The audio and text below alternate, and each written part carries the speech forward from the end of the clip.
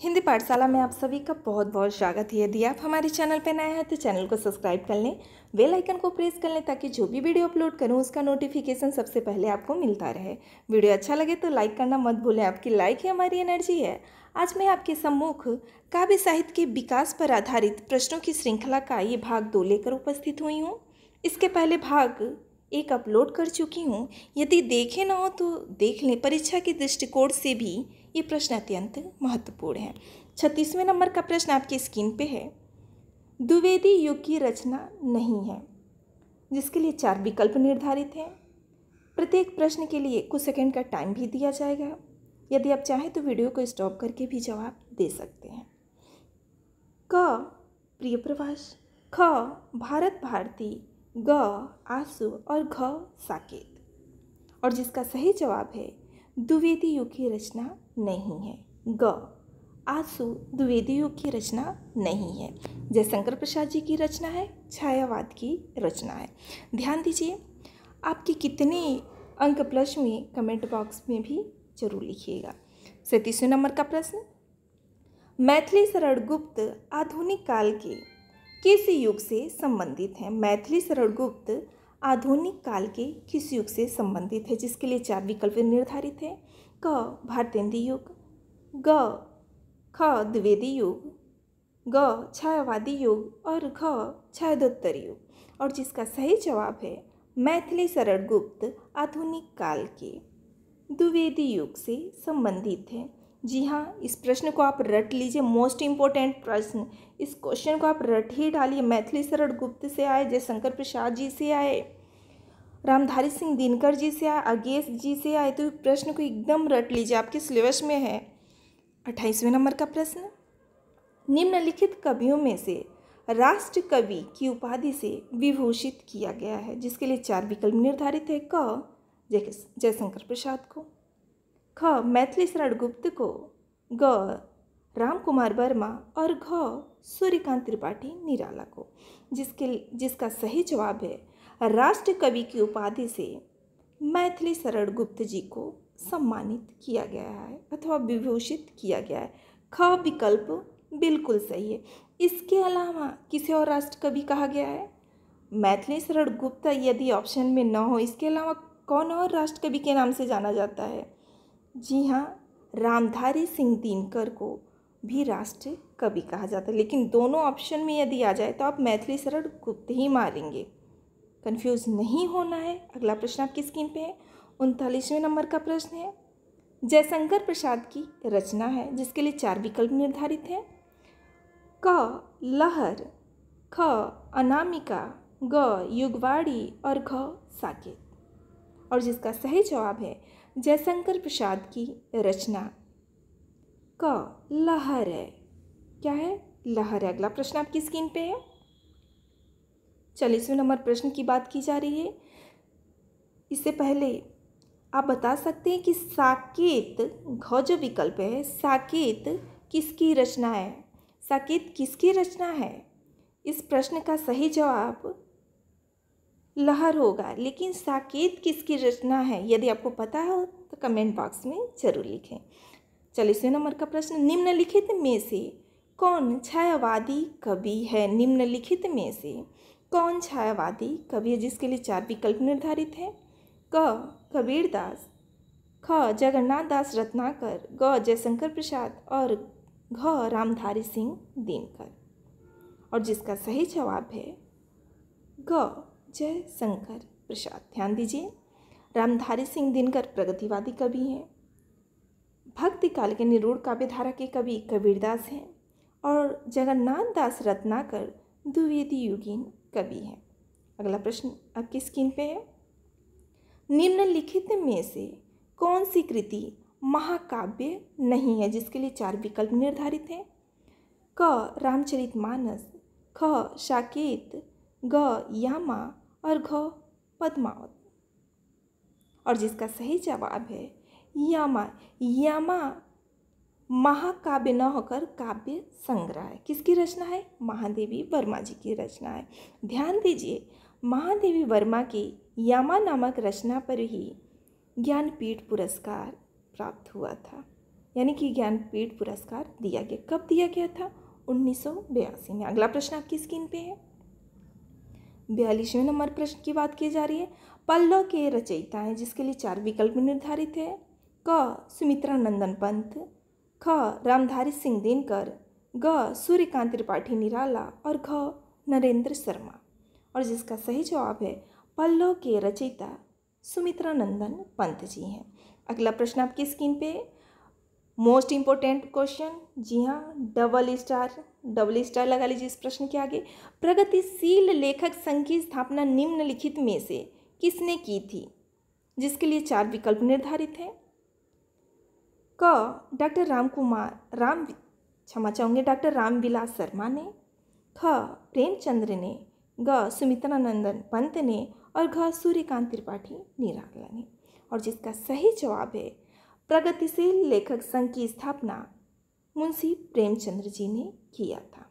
ख विकल्प बिल्कुल सही है। कब किया था? प्रश्न बनता है कब किए थे? तो 1936 में। कहाँ? लखनऊ। कहाँ से? मैं लिख दे रही हूँ, लखनऊ। स्पष्ट हो गया। अगला प्रश्न आपकी स्क्रीन पे है। दिनकर किस काव्यधारा के कवि हैं? जिसके लिए 4 विकल्प निर्धारित है। क छायावादी काव्यधारा, ख प्रगतिवादी काव्यधारा, ग नई कविता काव्यधारा और घ राष्ट्रीय काव्यधारा के कवि हैं। और जिसका सही जवाब है दिनकर प्रगतिवादी काव्यधारा के कवि हैं। जो राष्ट्रीय काव्यधारा लगा रहा होगा अथवा नई काव्यधारा, जी गलत है। ख विकल्प बिल्कुल सही है। प्रगतिवादी काव्यधारा के कवि हैं। 45वें नंबर प्रश्न आपकी स्क्रीन पे है। शोषण का विरोध एवं शोषकों के प्रति घृणा किस काव्यधारा की प्रमुख विशेषताएं मानी गई हैं? जिसके लिए 4 विकल्प निर्धारित हैं। क छायावादी काव्यधारा, ख प्रगतिवादी काव्यधारा, ग प्रयोगवादी काव्यधारा और घ रीतिबद्ध काव्यधारा। और जिसका सही जवाब है शोषण का विरोध एवं शोषकों के प्रति घृणा प्रगतिवादी काव्यधारा की विशेषता मानी गई। जी, प्रगतिवादी काव्यधारा की ये प्रमुख विशेषता के अंतर्गत आता है। क्लियर हो गया होगा। अगला प्रश्न आपकी स्क्रीन पे है। 46वें नंबर प्रश्न की बात की जा रही है। प्रयोगवाद के प्रवर्तक हैं, जिसके लिए 4 विकल्प हैं। क निराला, ख अज्ञेय, ग मैथिली शरण गुप्त और घ जगन्नाथ दास रत्नाकर। और जिसका सही जवाब है प्रयोगवाद के प्रवर्तक अज्ञेय हैं, जिनका पूरा नाम सच्चिदानंद हीरानंद वतस्याय अज्ञेय। अगला प्रश्न आपकी स्क्रीन पे है। निम्नलिखित में से छायावादोत्तर कवि कौन है? निम्नलिखित में से छायावादोत्तर कवि कौन है? जिसके लिए 4 विकल्प निर्धारित है। क अयोध्या सिंह उपाध्याय हरिऔध, ख जगन्नाथ दास रत्नाकर, ग मैथिली शरण गुप्त और घ अज्ञेय। और जिसका सही जवाब है अज्ञेय। ये तीनों ही कवि द्विवेदी युग के कवि हैं, जबकि अज्ञेय प्रयोगवादी काव्यधारा के कवि हैं। अगला प्रश्न आपकी स्क्रीन पे है। तार सप्तक का प्रकाशन वर्ष। तार सप्तक से भी प्रश्न बन जाते हैं जी, मोस्ट इंपॉर्टेंट। ये भी इस क्वेश्चन के आगे भी आप डबल स्टार लगा लीजिए। तार सप्तक का प्रकाशन वर्ष है, जिसके लिए 4 विकल्प निर्धारित है। क सन 1941, ख सन 1943, ग सन 1945 और घ सन 1947। और जिसका सही जवाब है तार सप्तक का प्रकाशन वर्ष सन 1943 है। कब है तार सप्तक का प्रकाशन वर्ष? 1943। अगला प्रश्न आपकी स्क्रीन पे है। सही सुमेलित है। सही सुमेलित है, जिसके लिए 4 विकल्प निर्धारित है। क भवानी प्रसाद मिश्र प्रयोगवाद, शमशेर बहादुर अकविता, नरेंद्र शर्मा सनातन सरस्वती कविता और गजानन माधव मुक्तिबोध नवगीत। और जिसका सही जवाब है भवानी प्रसाद मिश्र प्रयोगवाद। अगला प्रश्न आपकी स्क्रीन पे है। 50वें नंबर प्रश्न की बात की जा रही है। इस प्रश्न के आगे भी डबल स्टार लगा लीजिए। जी हाँ, मोस्ट इंपॉर्टेंट प्रश्न है। नई कविता काव्य संकलन के संपादक थे। नई कविता काव्य संकलन के संपादक थे, जिसके लिए 4 विकल्प निर्धारित है। इस प्रश्न के आगे मैं पुनः कह रही हूँ, डबल स्टार लगा लीजिए। मोस्ट इंपॉर्टेंट क्वेश्चन है। क रमेश्वर शुक्ल अंचल और डॉक्टर रामविलास शर्मा। ख डॉक्टर जगदीश गुप्त और डॉक्टर रामस्वरूप चतुर्वेदी। ग बालकृष्ण शर्मा नवीन और रामधारी सिंह दिनकर, जबकि घ विकल्प है अज्ञेय और शिवमंगल सिंह सुमन। पुनः एक बार आप विकल्प देख सकते हैं, और जिसका सही जवाब है ख विकल्प बिल्कुल सही है। डॉक्टर जगदीश गुप्त और डॉक्टर रामस्वरूप चतुर्वेदी नई कविता काव्य संकलन के संपादक थे। डॉक्टर जगदीश गुप्त और डॉक्टर रामस्वरूप चतुर्वेदी नई कविता काव्य संकलन के संपादक थे। अगला प्रश्न आपकी स्क्रीन पे है, आसान सा प्रश्न। आंसू की रचना किस कवि ने की है? आंसू की रचना किस कवि ने की है, जिसके लिए 4 विकल्प निर्धारित है। क बिहारी, ख नरपति नाल, ग जयशंकर प्रसाद और ख अज्ञेय, और जिसका सही जवाब है जयशंकर प्रसाद। अगला प्रश्न आपकी स्क्रीन पे है, निम्नलिखित में कौन महादेवी की रचना है? वर्मा जी की रचना की बात की जा रही है, महादेवी वर्मा जी की।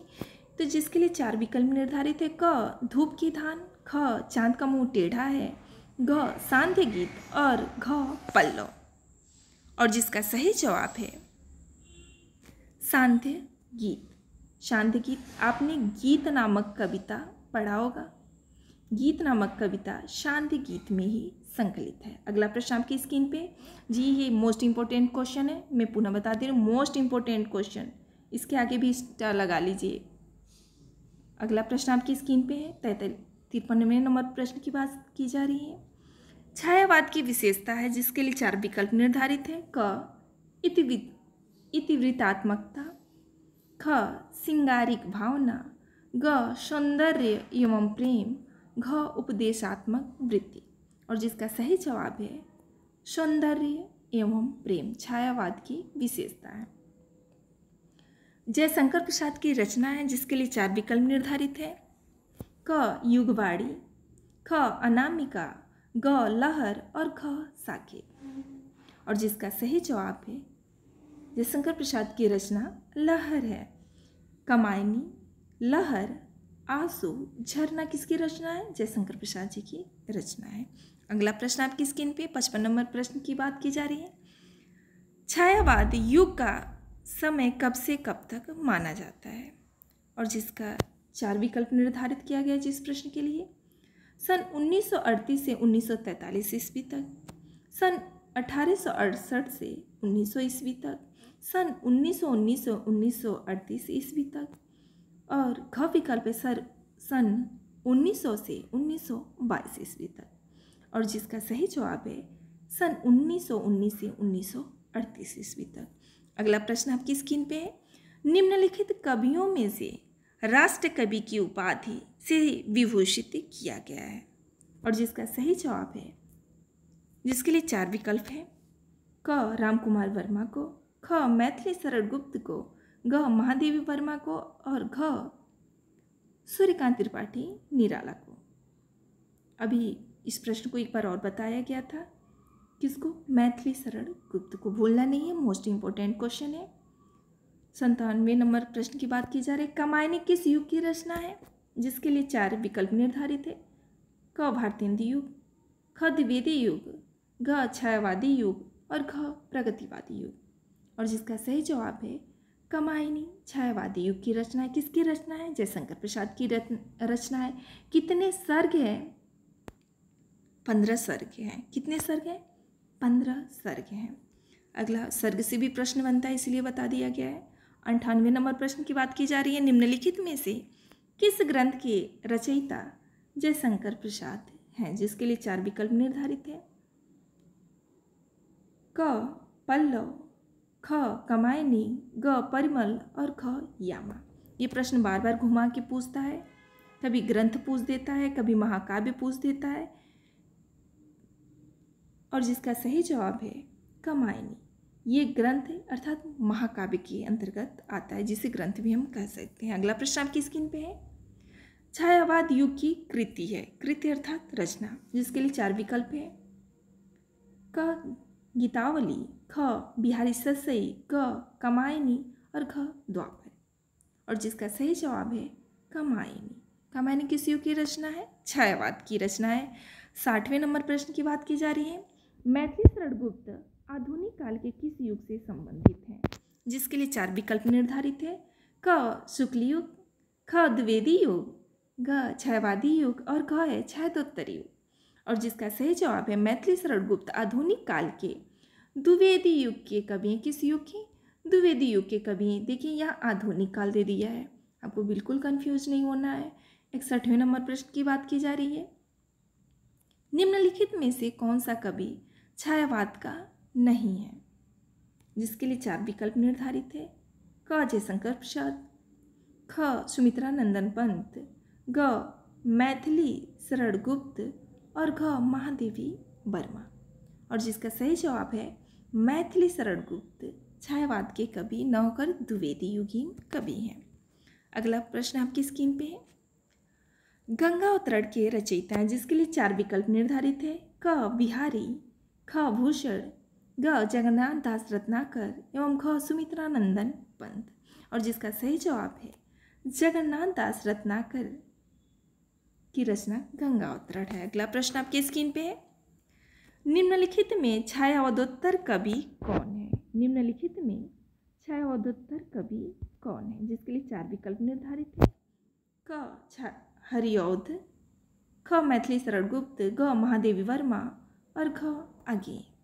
और जिसका सही जवाब है अज्ञेय। अज्ञेय छायादोत्तर कवि नहीं है। अगला प्रश्न आपकी स्क्रीन पे है। निम्नलिखित में से कौन सा कवि पद्म भूषण सम्मान से सम्मानित नहीं हुआ? इस क्वेश्चन के आगे, जी हाँ, इस प्रश्न के आगे आप डबल स्टार लगा लीजिए। मोस्ट इंपॉर्टेंट क्वेश्चन, जी हाँ, मोस्ट इंपॉर्टेंट क्वेश्चन है। निम्नलिखित में से कौन सा कवि पद्म भूषण सम्मान से सम्मानित नहीं हुआ है? जिसके लिए 4 विकल्प निर्धारित है।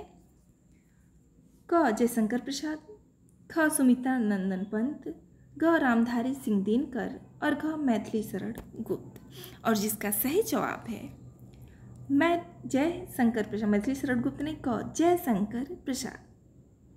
जयशंकर प्रसाद को पद्म भूषण से सम्मानित नहीं किया गया, जबकि सुमित्रा नंदन पंत, रामधारी सिंह दिनकर, मैथिली शरण गुप्त, इन तीनों लोग को पद्म भूषण से सम्मानित किया गया था, जबकि जयशंकर प्रसाद को पद्म भूषण से सम्मानित नहीं किया गया था। क्लियर हो गया? यहाँ नहीं पूछा, यदि प्रश्न बन जाए किसे दिया गया, ये चारों ही कवि आपके सिलेबस में है, इसलिए इस प्रश्न को बिल्कुल नज़रअंदाज आप नहीं करेंगे। ये प्रश्न पूछा हुआ है। अगला प्रश्न आपकी स्क्रीन पे है। निम्नलिखित में से किस पुस्तक के रचनाकार जयशंकर प्रसाद है? जिसके लिए 4 विकल्प है। क झरना, ख दीपशिखा, ग द्रौपदी और घ उर्वशी। और जिसका सही जवाब है झरना जयशंकर प्रसाद की रचना। कब आया था? 1918 में। क्लियर हो गया होगा। अगला प्रश्न आपकी स्क्रीन पे है। रामधारी सिंह दिनकर किस काव्यधारा के कवि हैं? जिसके लिए 4 विकल्प निर्धारित है।